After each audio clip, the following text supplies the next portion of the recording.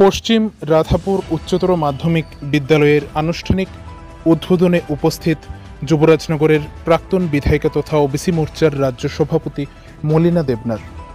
24শে September মঙ্গলবার দুপুর আনুমানিক 12টা নাগাদ এই অনুষ্ঠানটি অনুষ্ঠিত হয়, যেখানে এই অনুষ্ঠানে উপস্থিত ছিলেন যুবরাজনগর আরডি ব্লকের চেয়ারম্যান অপর্ণা সিনহা, যুবরাজনগরের প্রাক্তন বিধায়িকা তথা ওবিসি মোর্চার রাজ্য সভাপতি মলিনা দেবনাথ, উত্তর ত্রিপুরা জেলা পরিষদের সহ সভাধিপতি ভবতোষ দাস, যুবরাজনগর মণ্ডলের মণ্ডল সভাপতি নান্টু গোস্বামী সহ অন্যান্যরা। এছাড়াও উপস্থিত ছিলেন পশ্চিম রাধাপুর উচ্চতর মাধ্যমিক বিদ্যালয়ের প্রধান শিক্ষক শিক্ষিকা, ছাত্রছাত্রীরা সহ অন্যান্যরা।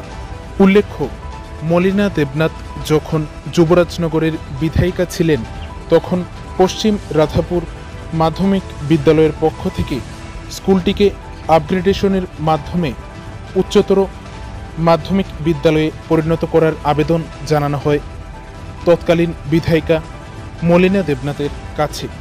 একে কেন্দ্র করেই যুবরাজনগরের তৎকালীন বিধায়িকা মলিনা দেবনাথ রাজ্যের তৎকালীন শিক্ষামন্ত্রী রতনলাল নাথের কাছে এই বিষয়টি সম্পর্কে আবেদন জানায়। পরবর্তীতে এই বিষয়টি শিক্ষামন্ত্রী পর্যবেক্ষণ করে সেটিকে অনুমোদন প্রদান করেন। একে কেন্দ্র করেই আজ অর্থাৎ 24শে সেপ্টেম্বর মঙ্গলবার পশ্চিম রাধাপুর উচ্চতর মাধ্যমিক বিদ্যালয়ের আনুষ্ঠানিকভাবে এটির উদ্বোধন হয়।